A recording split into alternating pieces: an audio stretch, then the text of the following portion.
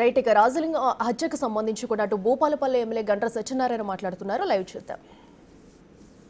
చట్టం కింద ఇచ్చినటువంటి పాస్ పుస్తకాలు ఉన్న రైతులను కానీ ఎవరిని కూడా ఇబ్బంది పెట్టకూడదనేటువంటి ఒక దృఢ సంకల్పంతో రాష్ట్ర కేంద్ర ప్రభుత్వాలు ఉన్నాయి.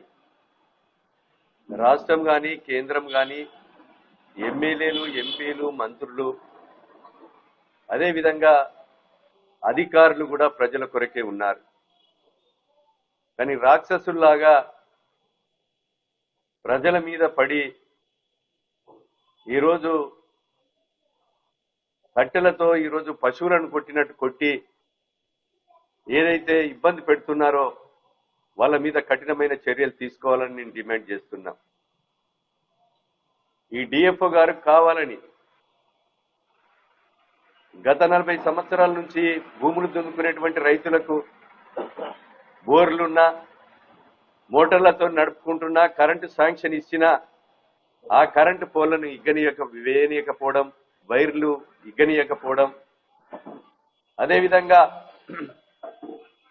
కొత్తగా నీటి సమస్య కొరకు బోర్లు వేసుకుందామంటే వేయనీయకపోవడం, అతి దారుణంగా ప్రవర్తిస్తున్నాడు.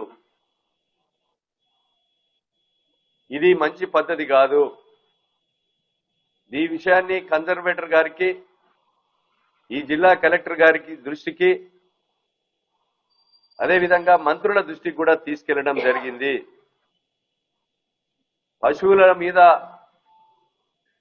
బాధినట్టుగా కట్టెలతోని ప్రజల మీద దాడి చేసి రైతుల మీద దాడి చేసేటువంటి వ్యక్తుల మీద డిఎఫ్ఓ మరి మిగతా అధికారుల మీద చట్టపరమైన చర్య తీసుకోవాలని డిమాండ్ చేస్తున్నాం.